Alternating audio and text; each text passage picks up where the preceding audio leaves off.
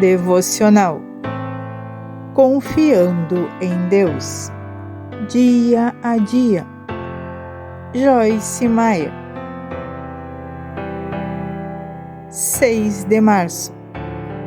Uma coloca você para baixo, a outra o levanta. Reconheci o meu pecado diante de ti, e a minha iniquidade não ocultei. Eu disse: confessarei as minhas transgressões ao Senhor, revelando continuamente o passado até que tudo fosse dito. Então tu perdoaste instantaneamente a culpa e a iniquidade do meu pecado. Salmo 32, versículo 5. Precisamos aprender a diferença entre condenação e convicção. A condenação nos coloca para baixo e se manifesta como um fardo pesado que exige que paguemos pelos nossos erros. A convicção é a obra do Espírito Santo. Nos mostra que pecamos e nos convidando a confessar os nossos pecados para receber o perdão e a ajuda de Deus, para melhorar o nosso comportamento no futuro.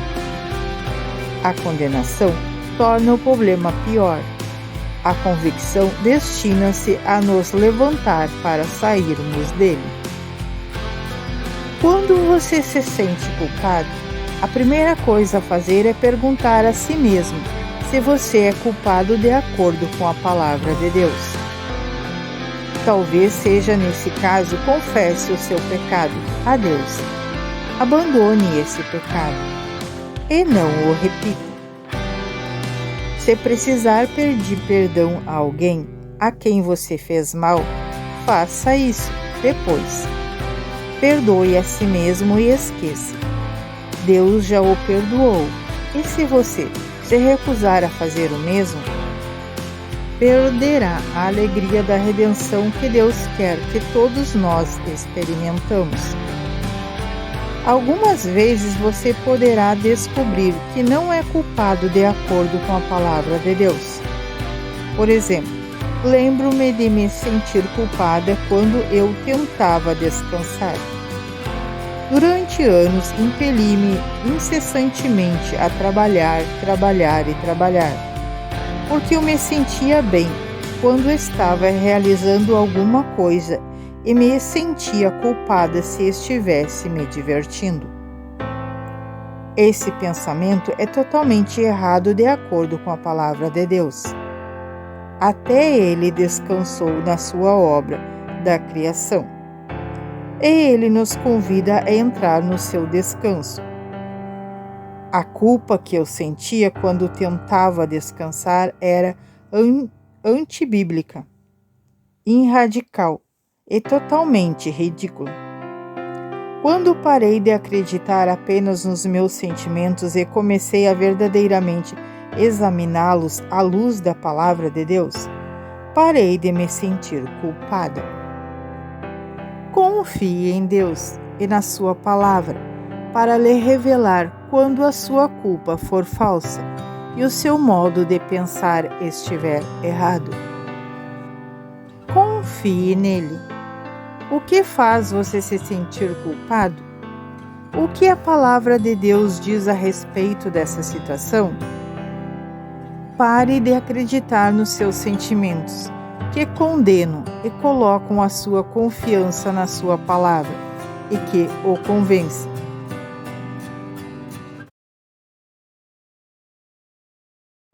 7 de março. Isso não é surpresa para Deus. Não tema, não há nada a temer, porque eu sou com você. Isaías 41, versículo 10.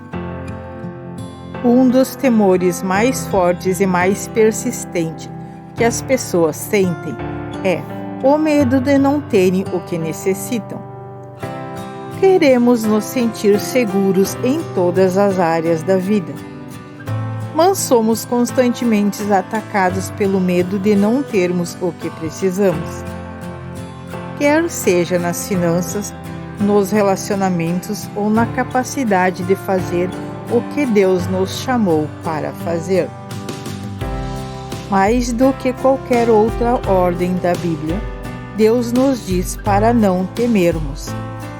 Deus nunca nos prometeu uma vida sem problemas, mas Ele nos prometeu a sua presença e a força mental, física e emocional que precisamos para atravessar os nossos problemas.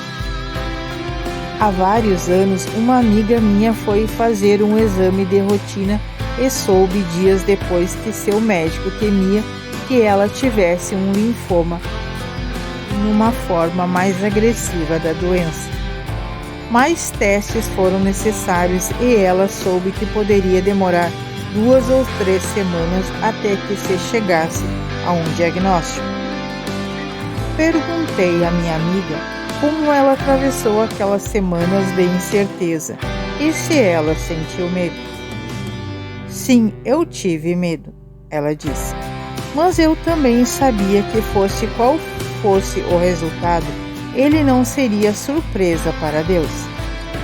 Então, ela me contou algo que poderia ser útil para você. Ela me disse que entendia que se ela se preocupasse por 3 semanas e depois soubesse que tinha um linfoma, teria desperdiçado 3 semanas preciosas da sua vida. E se ela se preocupasse por 3 semanas e depois soubesse que não tinha um linfoma, ela ainda teria desperdiçado 3 semanas preciosas da sua vida. Acredite se quiser. Ela disse, eu não perdi 1 minuto de sono durante aqueles 21 dias. Quando os resultados finalmente chegaram, minha amiga soube que ela realmente tinha um linfoma. Ela fez uma cirurgia e passou por muitos meses de quimioterapia. Fico feliz em dizer que 10 anos depois ela tem uma saúde incrível. E ela não perdeu 3 semanas preciosas. Confie nele. De que você tem medo? Seja o que for que você esteja atravessando, isso não é surpresa para Deus. Ele não está inseguro quanto ao que está do outro lado da esquina, nem está despreparado para o que quer que você esteja passando. Coloque a sua confiança nele e confie nos planos dele para a sua vida. 8 de março. Você está usando a sua fé?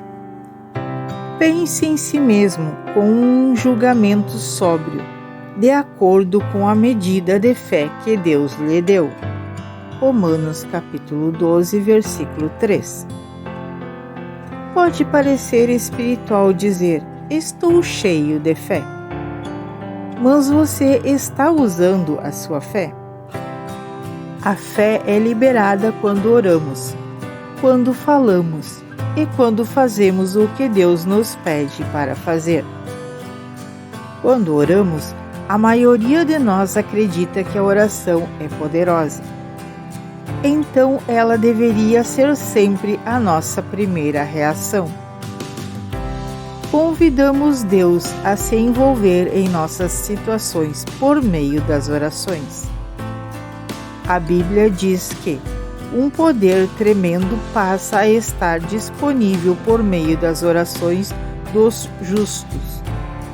Lembrando que nos foi dada a justiça de Deus por meio da nossa fé em Cristo. Podemos entrar com ousadia diante do trono da graça e, pela fé, pedir ajuda no tempo oportuno para atender a nossa necessidade. Ver em Hebreus capítulo 4, versículo 16. Não ore meramente para que o problema desapareça ou para que você obtenha algo que deseja. Mas ore também para que Deus o fortaleça durante o período de espera. ore para que você tenha a graça de esperar com uma atitude positiva. Uma atitude positiva glorifica a Deus e é um bom testemunho da nossa fé aos outros. Quando falamos, depois de orar, é importante falarmos como se realmente acreditássemos que Deus está operando em nosso favor. Não temos de negar a existência do problema, mas devemos falar dele o mínimo possível. Também é muito importante incluir em nossas conversas o fato de que acreditamos que Deus está envolvido e que estamos esperando a remoção das barreiras. Mantenha firme a sua confissão de fé em Deus. Quando agimos, o terceiro ingrediente para liberar a sua fé é fazer o que você acredita que Deus está lhe pedindo para fazer. A obediência é uma chave para a nossa vitória e mostra que temos fé em Deus. Às vezes, Ele até nos pede para não fazer nada. E nesse caso, o que precisamos fazer é nada. Se somos ouvintes da palavra e não praticamos, estamos enganando a nós mesmos, por meio de um raciocínio contrário à verdade. Ver Tiago capítulo 1, versículo 22. Satanás usará o medo para prejudicar o nosso destino, se permitirmos. Mas quando a nossa fé é liberada, ela tem mais poder do que o medo. Confie nele. Você está usando a sua fé que Deus lhe deu? Libere a sua fé, orando, falando e agindo, enquanto você coloca a sua confiança nele.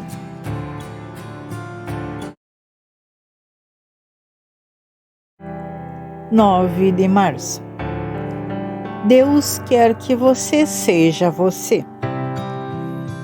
E Moisés disse a Deus: quem sou eu para que vá a Faraó e tire os israelitas do Egito? Êxodo capítulo 3, versículo 11. Quando Deus chamou Moisés para tirar os israelitas do Egito e levá-los à terra prometida, Moisés deu uma desculpa atrás da outra, com relação à razão pela qual ele não podia obedecer. Todas as desculpas dele estavam enraizadas no medo. Quando Moisés finalmente deu um passo de fé, que se manifestou em um ato de obediência, ele foi usado poderosamente por Deus. O que você pensa a respeito de si mesmo? Encorajo-o a trabalhar com o Espírito Santo para se ver da maneira que Deus o vê. Como o Filho de Deus único e poderoso, não existe poder sem confiança. Você tem medo que Deus não esteja satisfeito com você? Você faz regularmente uma relação de todas as suas falhas, dos seus erros e das suas fraquezas? E depois se sente fraco como Moisés se sentiu por causa do medo. Neste caso, você está focando nas coisas erradas. Deus nos dá o seu poder, graça, para nos capacitar a fazer o que é necessário, apesar das nossas fraquezas. Eu sentia muito medo com relação a mim mesma. De modo que, se você está nessa condição neste momento, posso lhe garantir que sei como você se sente. Mas estou encorajando você a lembrar que os seus sentimentos não transmitem a verdade.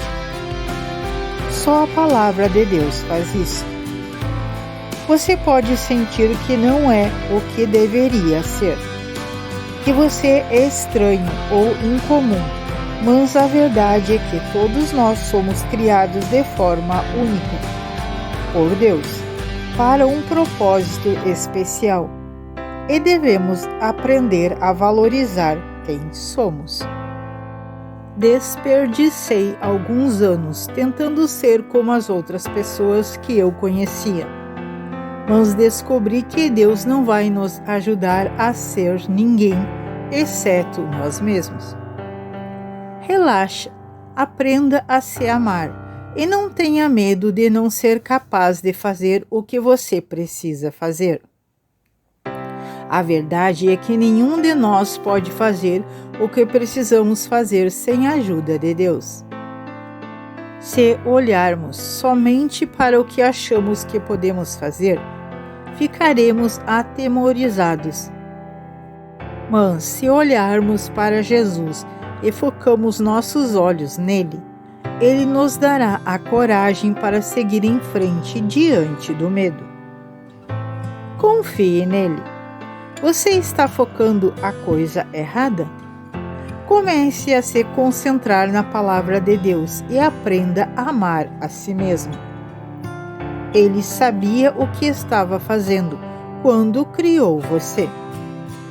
Confie no projeto dele e confie nele para lhe dar tudo o que você precisa para ser capaz de fazer o que você precisa fazer.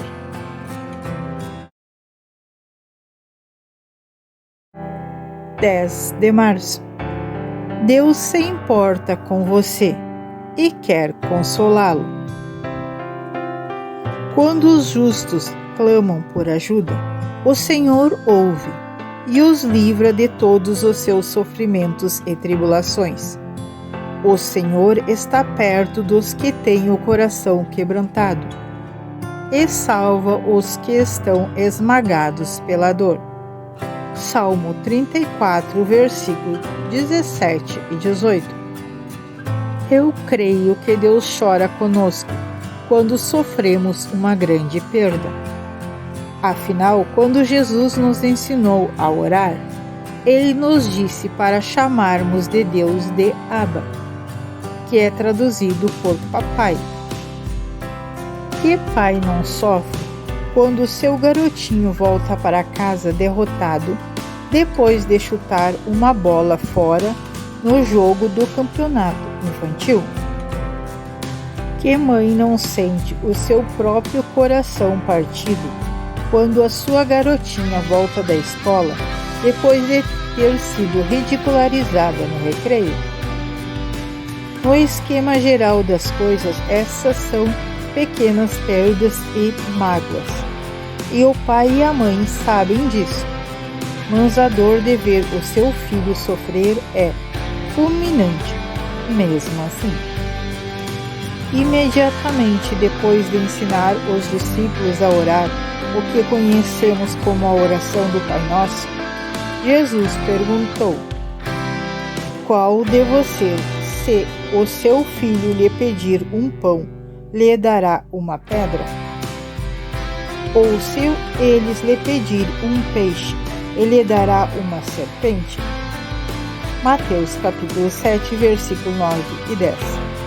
Em outras palavras, porque ele é o nosso Pai, Deus sofre quando sofremos. Embora ele possa mudar as nossas circunstâncias em um instante, na maioria das vezes ele não o faz. Mas quando vê o seu filho sofrer, ele sofre também.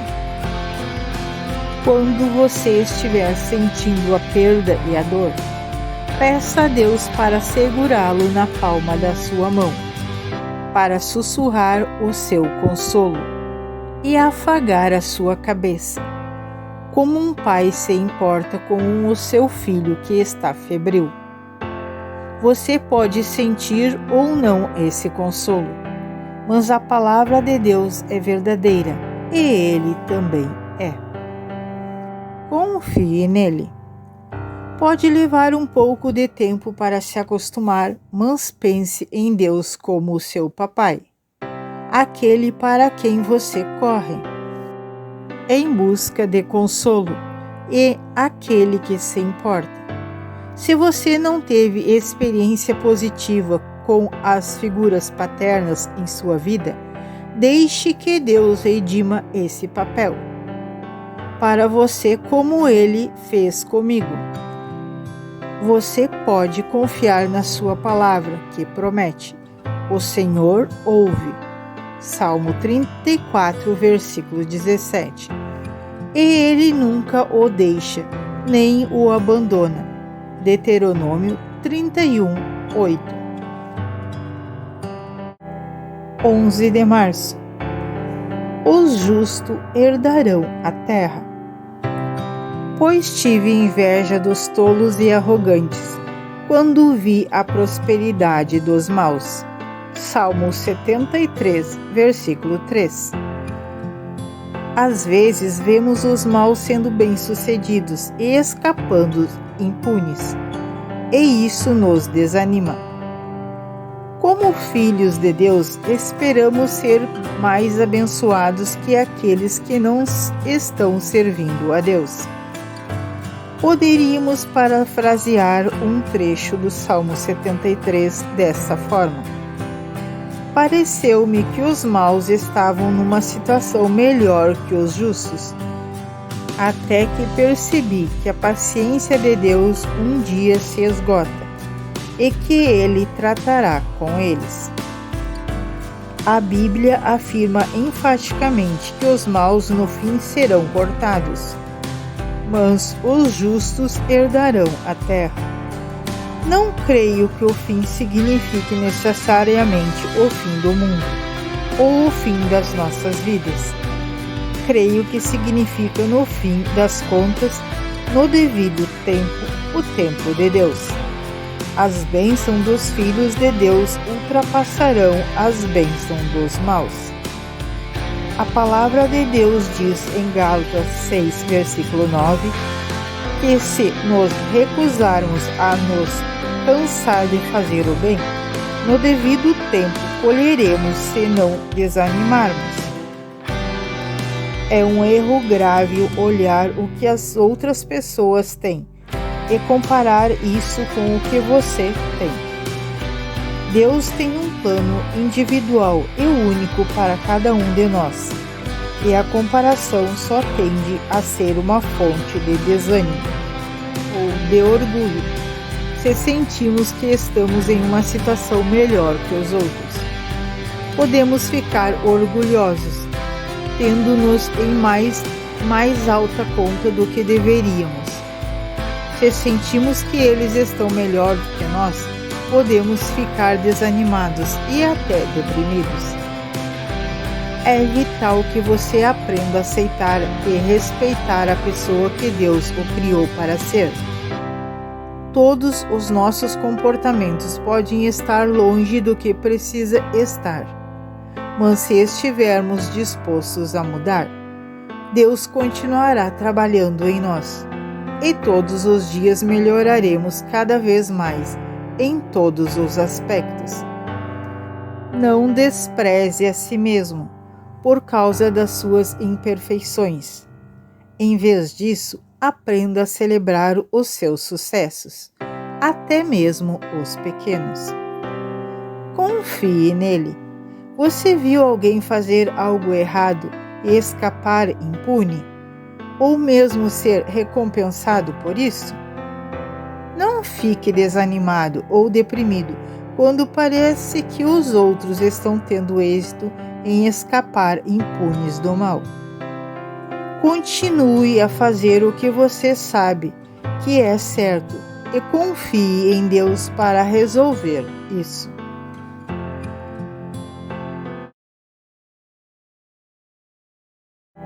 (12 de março). O perdão é seu, para receber e para dar. Sejam mansos e pacientes uns com os outros. E se alguém tem uma diferença, reclamação ou descontentamento contra alguém, perdoe prontamente uns aos outros, assim como o Senhor os perdoou livremente. Assim devem também vocês perdoar. Colossenses 3, versículo 13. De Gênesis a Apocalipse, lemos acerca do perdão de Deus para conosco e das nossas necessidades de perdoar os outros. Este é um dos principais temas da Bíblia. Estamos sempre prontos a receber perdão, mas muitas vezes achamos extremamente difícil oferecer aos outros o perdão que recebemos liberalmente de Deus. Podemos querer perdoar, tentar perdoar e orar para sermos capazes de perdoar. No entanto, continuamos magoados, ressentidos e cheios de ira e de pensamentos de falta de perdão. Por quê? Se queremos perdoar, por que é tão difícil fazer isso? A verdade é que o perdão dói. Ele é doloroso. Felizmente, você pode aprender a controlar as suas emoções em vez de permitir que elas o controlem. O que você pode esperar das suas emoções quando você começa a agir motivado pela falta de perdão a si mesmo e aos outros? Deus está pronto e disposto a perdoar você. Mas você está igualmente pronto e disposto a receber o perdão de Deus? As suas emoções podem se colocar no caminho. Você talvez não se sinta digno de receber um presente tão maravilhoso e imerecido de Deus. Você talvez sinta que precisa pagar de alguma maneira pelo que você fez de errado. Talvez você sinta que precisa se sacrificar de alguma maneira para pagar pelos seus pecados. Se você se sente assim, entendo plenamente e posso até dizer que isso é muito normal. Mas também devo dizer que esse não é a vontade de Deus para você. Eu persegui a mim mesmo por muitos anos, tentando pagar uma dívida que Jesus já havia quitado. Com o passar do tempo, passei não apenas a entender, mas a receber a verdade de que Jesus pagou o preço e levou sobre si a dor definitiva. Para que não tivesse de fazer isso, você e eu não podemos pagar uma dívida que já foi paga. A única coisa que podemos fazer é receber isso ou rejeitar isso. Quando aprendemos a receber livremente o perdão de Deus, então é mais fácil permitir que ele flua para os outros por meio de nós. Confie nele. O perdão dói, mas Jesus levou essa dor para que pudéssemos aprender a perdoar por meio dele. Qual é a coisa mais difícil que você já foi desafiado a perdoar? Por mais que isso doa, confie em Deus e perdoe. Você encontrará a liberdade e a alegria do outro lado.